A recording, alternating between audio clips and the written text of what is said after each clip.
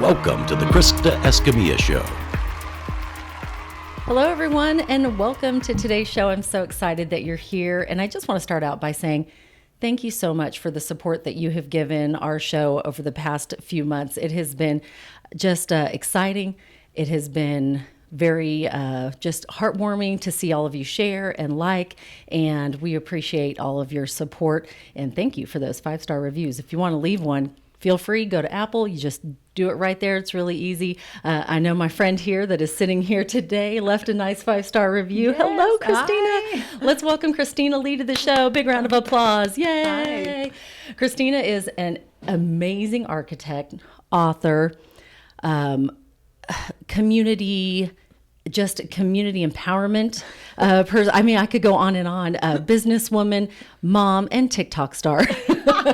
Hey, now Instagram. I don't know how to do TikTok. Well, all of your Instagram reels are just so adorable that you do with your daughters. We'll get to that first. But first of all, thanks so much for being here. Yeah, thank you for having me. I'm so excited for the success of your podcast. I'm excited to be with you again. I've missed seeing your face, and it's just excited to see where this goes for you. Thank you. I appreciate it. Well, what I love most is that we sit and we hear the stories, because a lot of the time we meet somebody or you see somebody on social media, on Instagram, and we think we know them, but we really don't know how they got to where they are today. Yes. And I think that's important because we can all learn from each other, and our stories are what connect us. And so I'm excited to hear your story from the beginning. So let's start at birth. Okay. Just kidding. And I don't know, that is way back. How did you become this amazing architect and author? So, I wanted to get into architectural design starting about the age of 13. Actually, prior to that, I was on fire about being either an anesthesiologist or a forensic pathologist. And in junior high, I was doing research papers on it and was so driven to do it that I signed up to be a candy striper. I don't even know if those exist anymore. So I showed up, did all of the, training, and I saw a little kid walk out of in a hallway with an IV bag, and it hit me like a ton of bricks. I'm not cut out for this industry. I'm just not. Like, I wouldn't be able to handle it. And so like on a dime, I shifted and thought, I love architectural design, and I never looked back. So at 13, I started really exploring it. By high school, I was in shop with amazing kids who taught me how to draft and to do AutoCAD, so that by the time I got to Texas A&M College of Architecture, I knew the programming. I immediately started getting into interning for companies and was just on fire about all things design, all things architectural design, and then just never looked back. I love that. And I think it's so important that you went and tried something, because a lot of the time you really don't know if you're going to like. I remember I sat in a courtroom because I thought I wanted to be a lawyer when I was about 13, 14. Yes. And I sat in there and I thought, this is not for me. Yes. But I'm still fascinated to this day. I'm fascinated by it. I just knew it wasn't for me. And I think it's important to know as much as what you do want, as much as what you don't want. Absolutely. Yes. Even in designing a house, across the board, in life, know those things. So shout out to where you went to college. Go ahead. Texas A&M. Woo-woo, Yes, yep. I know. That's Get right. 'em. I should be whooping better than I am, but Well, I kind of knew, so I was like, okay, but let's give a little shout out here. So I think that's fantastic. So you went there, and I understand that's a tough school. I mean, the architect, That's right. the architectural design college is very impressive. What was it then that afterwards got you to graduation to doing what you do today? So because of all of the interning I did through college, I actually had a really good sense of what was out there. It wasn't that I was leaving college and now figuring it out. So I encourage anybody, if you're young or exploring anything new, like you said, get out there and learn about it in the field, because what you're learning at college does not always line up actually with how it is in the real world. So because of interning summer after summer and all of the exposure that I got, I knew getting out, I wanted to do residential design, high-end residential design. And so I just went for it. My husband had received a great job offer in the Woodlands, and so we went there, and I just hit the ground running and found an incredible company that I just actually showed up with my resume and was like, hey, I can do things for you. I feel like that would really be a great fit, and the rest is history. So you have a very distinct look to the homes that you build, because I can walk in a house and go, I know Kristina did this. You have such it's such a classic beauty to the lines and designs. And I'm not a designer, so stop me if I'm saying wrong words here.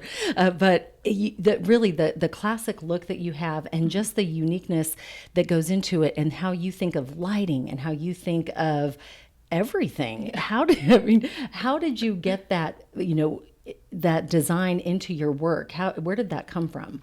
It just years of being on job sites, to be honest. So right out of school, I remember going and picking paint for my own house and kind of going, okay, this is actually an overwhelming process, and just kind of figuring it out. I mean, it really is just go try it and fail a bunch and then learn from that and succeed some and then learn from that. And so then by the time you are 20 years down the road that I am now, you have all of that history to look back on to go, okay, now I know what we need and what makes a successful project. What I love about design, though, is that I'm always starting from the point of view of the client. Yes. So I'm not designing these homes for me, I'm designing them for you, but our goal is going to be timeless architecture, that forever you're going to look back and feel like it is never out of style, it's never dated, it's exciting to be in. And then also for the family, it affects how they live every day. And so we really dive in to figure out, okay, what does the client want? And then go from there. And I see that just like even in your home, that timelessness and the functionality. Yeah. I mean, your room where the kids do homework, I'm like, gosh, I wish I had this for a workspace. I mean, it's amazing, but the functionality is just like right on point. But you do beautiful work. Thank you. What advice would you give to someone that is building? If there were like 3 key things they needed to know, what would those 3 key things be? First of all is prioritize. People go in and get overwhelmed with building because suddenly everything's most important. They're trying to think through all of the decisions at once, and nobody can do that without getting overwhelmed. So if you go in knowing that you have priorities, that whether it's curb appeal or whether it's a specific stone or it's your countertops or it's your tile, any of those things, when you know what's most important to what's least, it helps you make decisions. But not only that, you need to build upon decisions. So first thing, prioritize. Second, take it one step at a time. Don't be thinking about paint colors when you're drawing a floor plan. You will go crazy. You can't do that. And so you can go through and prioritize those things. And the other thing too is have proper expectations, because in building, I think people are hopeful. We're going to come in fast. We're going to come in under budget. And I'm telling you, in West Texas, it doesn't happen, unfortunately, even in the best case scenario. I think that's everywhere too. It's everywhere. I can't tell you how many times I hear someone say, we're supposed to move in on this date. And I don't care if it's in Texas, California, Florida, but they go, but now they're telling us 6 months from now. And I'm I know. I think And that's the supply normal. and demand chain has made everything harder and worse. So if you set proper expectations going in and knowing there's going to be unexpected delays, there's going to be unexpected shortages, when it happens, you're prepared for it. And it's not as devastating. Still might be a little devastating, but it's not as devastating. So don't move out on your house on January 1st if they told you it'll be ready on January 1st. Maybe wait a few more months. No, that's right. Okay. I love that. Let's talk about something that I know is near and dear to your heart, the quality of life in Midland. You have sat on some amazing boards that are doing some outstanding things here in West Texas, and I'm so excited about the projects. Tell us a little bit about that. Okay, so the Quality of Place Conservancy for Midland is such an exciting movement that there's a core group of us who have been working on it who just have a passion about Midland, knowing that there's untapped potential here and that great design can transform quality of life. Innovative design, connected amenities, creating an architectural identity for Midland. So all of these things are really rising to the top based off some successes we have luckily already seen that came right before us with Centennial Park. Yes. And then some of the other private entities who are developing. And so with all this, we know that there is a lack of pride that Midlanders have. Everybody loves the people, but they're embarrassed at what they see. And really with great planning and with citizens stepping up to volunteer is what we're doing for the quality of place, we can completely transform the legacy of Midland through incredible design. And that's the direction we're going. And I think we're seeing that already with Centennial Plaza. I mean, Yes. you see more people down there. I love it. Yes. I love going by on a Saturday afternoon or Sunday afternoon and seeing families out running and playing and just enjoying downtown. It truly is amazing, the transformation. It is. Do you want to mention where the next transformation is going to take place? So absolutely. Hogan Park, because if you feel like opening your checkbook and writing us a big check, we will gladly accept that. And so we are in the beginnings of the fundraising. We've done an incredible job, again, because the desire is here. We're just tapping into it. And so we are refining, and I've been so excited to get to actually volunteer on the design direction and be a part of it, to help guide it. And so I think we'll just see the momentum and excitement building for Hogan Park. And I encourage you, get in on the ground floor right now, because then when you look back, you'll be one of the heroes that were part of this big change for Midland and the direction. And the city also has been beautiful to work with. They're excited about creating a kit of parts for an architectural identity. And so there's all these things coming out of the Quality of Place Conservancy that are going to go well beyond Hogan. That is just the first domino to fall. That is exciting. Yeah. I cannot wait to see that, because that space at Hogan Park really is truly a great space. Oh, And I yes. can't wait to see when you all put your little stamp on it. I know it's gonna be amazing. So It's exciting. I cannot wait.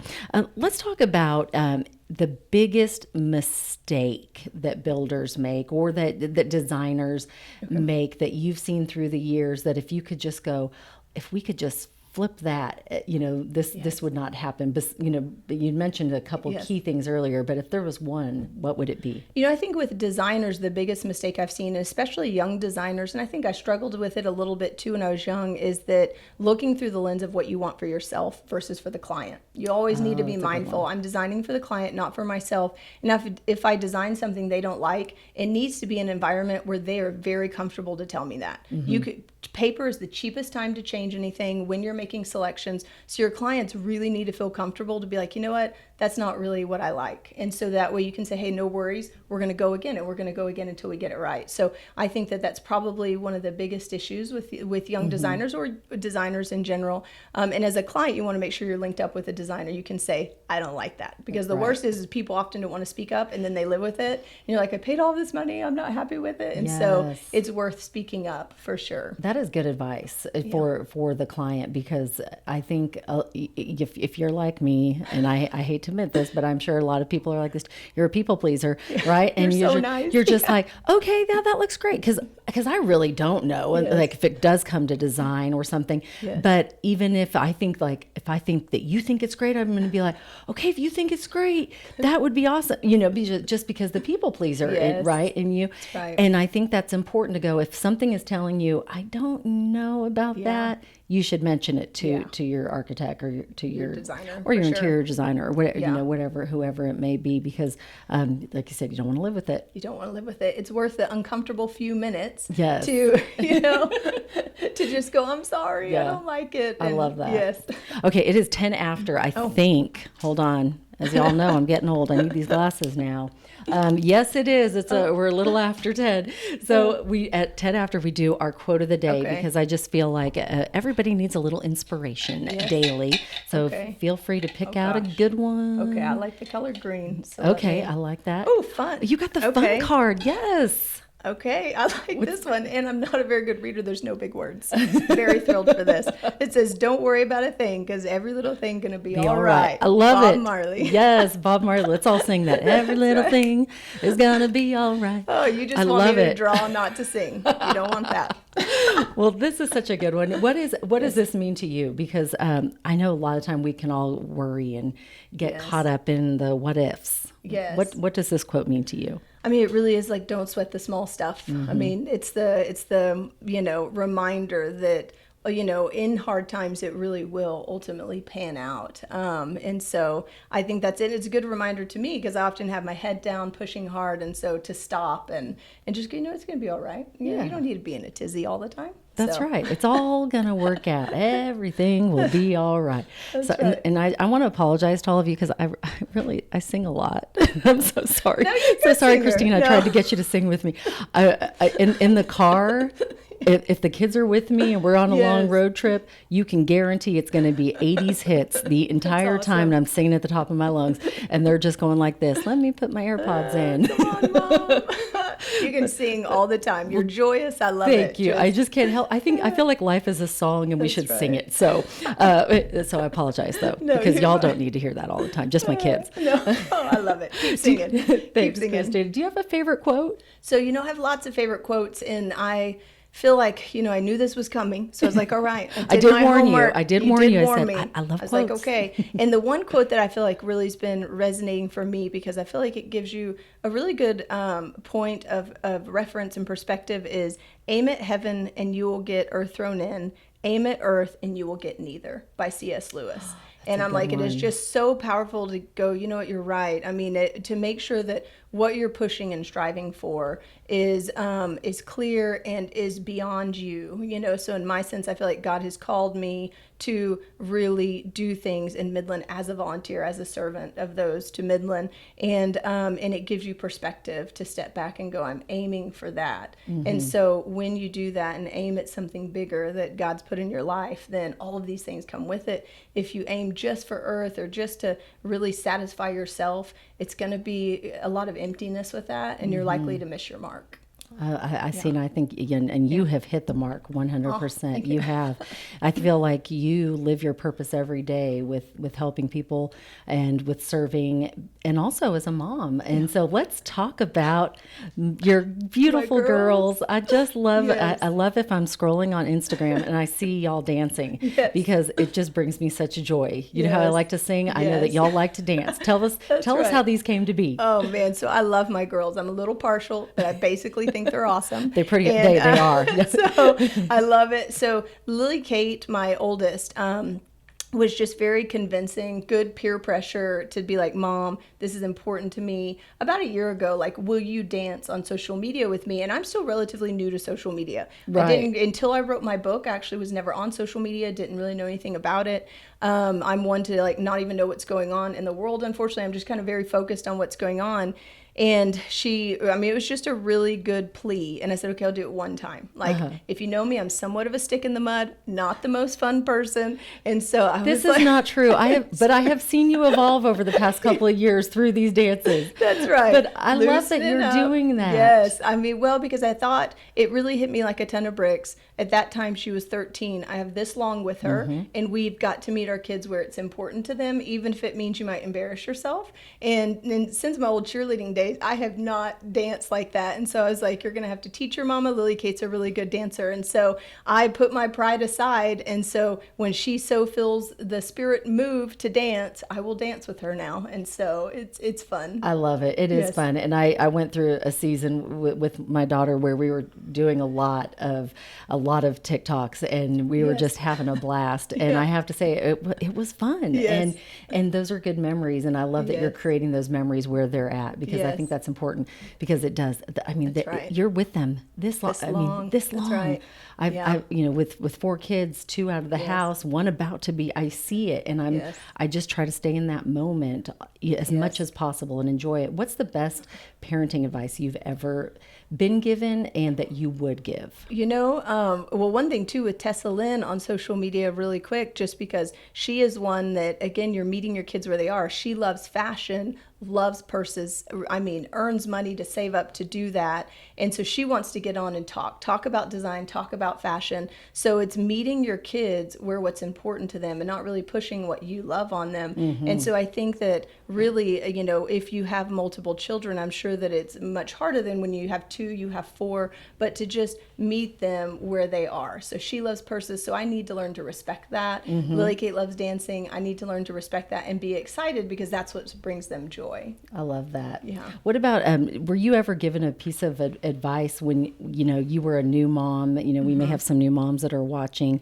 And I remember clearly when I was pregnant with my first, someone said, never wish them out of a stage. Yeah. And thank you, Melissa, for that, that piece of advice. It was amazing. Yes. And Melissa Cush, I just want to just clarify. Hey, Melissa. And she gave that piece of advice at my baby shower, and I thought, what a great piece of advice, because when they're babies, you think, oh, I can't wait for them to walk and run, or oh, I can't wait for us to play ball together, or oh, I can't wait to take them to the park, instead of enjoying that stage. Yes. Were you given any piece of advice? I think for mine, probably the best piece of advice through moms that were like me was essentially, don't be overwhelmed with all the advice, because my kids didn't sleep through the night till they were 5. So I was getting all this advice on how to get them sleep. Eventually we saw a geneticist, and he was like, there was nothing you were going to do to get these children to sleep. Genetically, they just don't need much sleep. And so I remember just being bombarded with this book, or try this, and then trying it. It wasn't working, and going, what in the world? So I thought it was great when someone was like, you know what,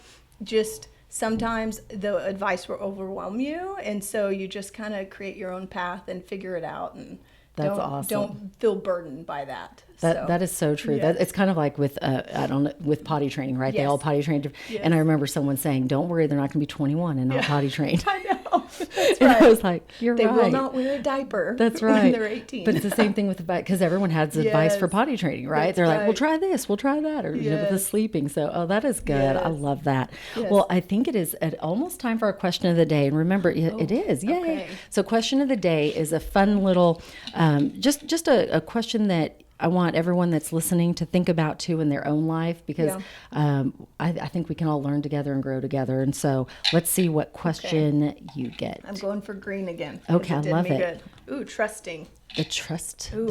card. What Yes. is or who your why? I think that's Yes. okay. What is my why? That's always a big question, the why. I know my heart, I really feel like God has put in me to serve people. I'm an Enneagram 2 with a lot of 6, so I love to help people. I love to be safe, And so I feel like my why is to help people, whether that is through design or through advice or through keeping them organized, through the app I've created or my book that I've written that, really helps people hopefully have a guidebook when they're building. So I would really think my why is to help people, and selfishly it fulfills me just as much as hopefully it helps them. But that's the way it should be. I mean, I think the right. why goes both ways. I think Yes. of course, you need to have that reason why you're doing it, but it Yes. also, I mean, it does. It comes back to you That's as well. right. God wants us to use our gifts, and when you use them, it helps others, but it helps yourself too, Yes. because you feel fulfilled That's when you're right. using your gifts. Yeah, And I I think agree. that is so important. That was great, Yes. and I love that you got the trusting card, because when I think of you, I think trust. Like I Oh, really thank do. you. I totally do. Like Yeah. I would trust you with anything. I want you to do a remodel on our bathroom really bad. I would I trust know. you with that. But I would trust you with my kids. I would trust you with building a house, with anything, with a business. So I love that you got the trusting appreciate card. that. Yes. Let's talk a little bit about favorite things, because I Okay. love to hear people's favorite things. Yes. Do you have a favorite book? So yes and no. I'm not a good reader. So Wait, I'm besides like, your book. I know. Let's And plug actually- plug it. That's right. Besides my own, there are lots of good books out there. For business, I still think, Power of Broke by Damon John is really, really great. Spiritual wise, I mean, there's so many, but to be honest, because I am dyslexic and ADD, reading has always been hard. And so I'm more of an audio kind of person and can tear through audiobooks, but then my retention isn't great. So I'm like, so I wish I had better, firm feedback on this one. More Than a Carpenter is probably one book that I felt from a spiritual aspect that really was impactful. So I would say business, spiritual, those are probably in the top. But if I could look at my audiobook list, I could probably tell you 20.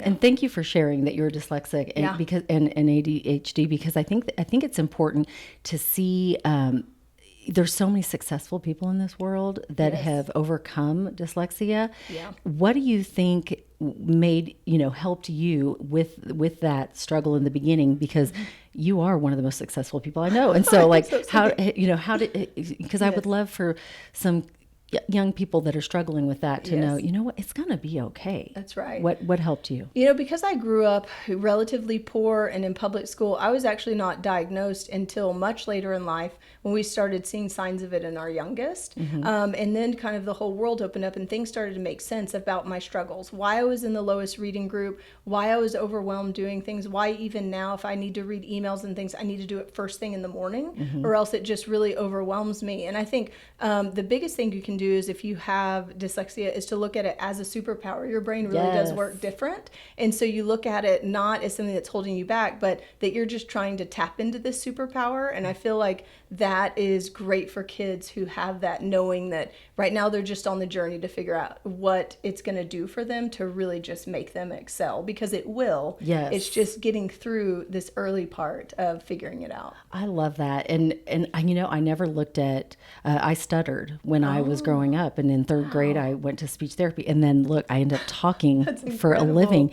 I never thought of it as a superpower, but you're right. That really is. You need to take those and look at it as a strength and figure out how to glorify it instead of use it and be a victim. Yes. Because I remember clearly being embarrassed by it when I was young. And then my mom just kept pushing me out there, go, public speaking, go MC this, go do that. You can do it, and the more that you figure out how you can live with this superpower, it does become glorified and is amazing and a strength. And exactly, your biggest struggle right now will one day be your biggest strength. Whether it's kids, I hear that all the time, like whatever your biggest struggle is with your kid right now will one day be their greatest strength. So if they're hard-headed, they're going to be running a company. If it's that they won't step out, it could be that they're going to be so covered in grace and really just helping people. So, I think that, it puts it in perspective for sure. Awesome. Okay, back to the favorite things. Yes. What, you have a favorite song?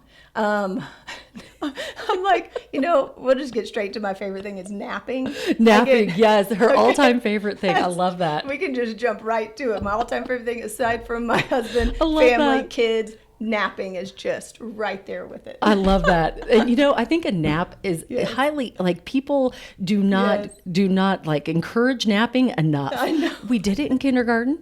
Why don't we get to do it now? That's right. I am a firm believer in napping as well. That's right. Well, one of my other favorite things too is design, and Summit Center is something that I'm getting to work on that I think is also one of my favorite things. I'm glad you mentioned Summit Center, because that's what we're going to talk about now. So Summit Center is this amazing it's a shopping center, but I know it's going to be more than a shopping center. Tell us a little bit about Summit Center. So I'm so excited. So Summit Center Midland is going to be 100,000 square feet of mixed use retail, office, restaurants, fitness, and it's going to completely surround a 4-acre park. And so although this is a private development that we're working on, that my husband's family is backing, and they're so generous, and they're just wonderful people. They have a love for Midland. Even the part of his family that don't live in Midland, all know just the special people that are here, and it is just pouring into this idea of using architectural identity to change how we feel about ourselves as Midlanders. And so this 4-acre park, although it'll be private, will be completely open to the public, and it's going to have innovative design. It's going to be a real game changer for the area. So we're so excited for Midland and for everyone who's going to get to come and visit us and use it, and hopefully by July of next year, tenants will be moving in. Oh, I can't wait. Do you have any little nuggets you want to drop? Like maybe any possible retail that's coming, or can you not say yet? We are just starting the tenant process, but believe me, people have been reaching out. There's lots of excitement. We are for sure having a focus on growing local when we can, but as those things are actually set in stone and confirmed, we'll definitely be announcing them on social media and I'm sure in press releases as well. I can't wait. It's going to be so exciting. Yes, I know it's going to be fantastic, because anything that you are a part of really does shine, and I can't wait. I'm so excited. Thank you. Really quick, I believe we are running out of time. Let me check. Oh, didn't need the glasses. glasses. No, I didn't need them. I saw them on that one.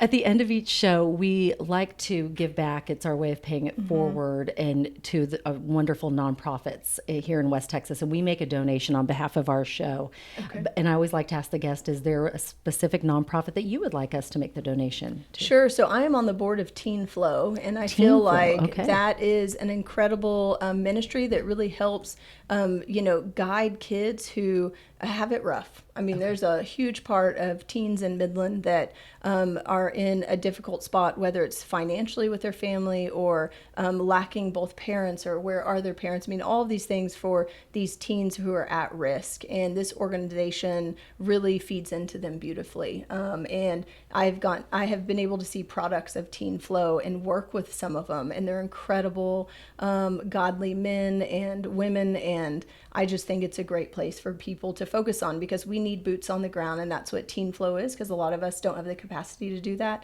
and they're doing that for us, because that generation is struggling right now and really needs people to pour into them. I'm so glad that you mentioned them, and that's what I love about this is I had not heard of Teen Flow, and so I'm so excited that now we can make that donation there and get the word out about it and how other people can help.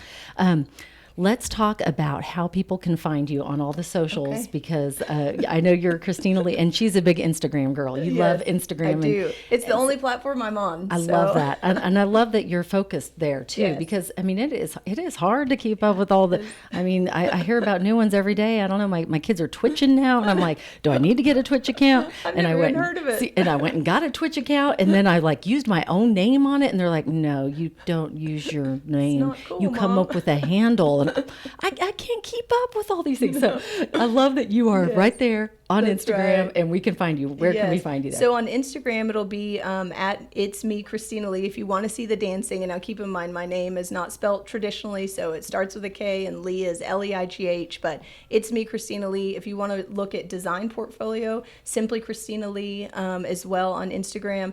At Summit Center Midland is also on Instagram, and then also midlandqop.com. If you want to learn more about quality of place, what's going on in Midland, it's best to go to the website and you can link out from there. Awesome. Is there anything you want to add that maybe we didn't get to learn about you? Like anything at all that you're like, oh, you know what? I really hope we get to talk about this. Maybe we didn't get to. No, I think you made me seem a lot more interesting than I really am. So thank you, Krista. You have a knack at doing that, and you're such a gifted encourager. So. You are so interesting. I think what you do Yes. is amazing, and I really do. And the love that you are pouring back into our community, I think, is just awesome and incredible. And we need more people like you that really just, you don't just talk the talk, you walk the walk, and you get out there and you do what you say you're going to do. And I love that. Yeah. So and I did this all without a hat, which some people are going to be like, who is where's even her that? hat? Where's my hat? We put the headphones on. She's like, I guess I need to take the hat off. I didn't even brush my hair. I don't have to do that when I wear hats. That's okay. We got a picture with the hat. You look That's so right. cute in hats. thank I you. absolutely love it. Hey, You it do. protects you from the sun when you're on job sites, and you don't have to brush your hair. See, So it's good. you have so many interesting things. We didn't even get to mention the fact that you invented a mosquito repellent cover up. Oh, yeah. Another I know. thing that she Another did show. in her spare time. So author, architect, clothing design. I mean, and we could go on and on, but I really do. I appreciate you spending time with us thank you for today. having It was me. so much fun learning more about you, and I am going to go take a nap I know. right now. Yes. Napping sounds so good. Now I know. Yes, This is good. yes, the midday nap. We all should be doing it. I Everybody. mean, it should be Yes. required. I think everybody listening right now, go get It yourself should a be nap. required. Absolutely. Special thank you to all of our sponsors, West Texas Premix Pits, Rig ID Workwear, and also Midland Cap and Cup. Please help out these local businesses and give them your support and give them your business, because we appreciate them supporting us and being able to share all these wonderful stories. I think that's it for today. Thank you so much for joining us. Remember to hit subscribe. I really appreciate And it. 5-star review. And 5-star review. That's right. Thanks for joining us. Dream big, believe in yourself, and never give up. You make it a great day. Bye-bye.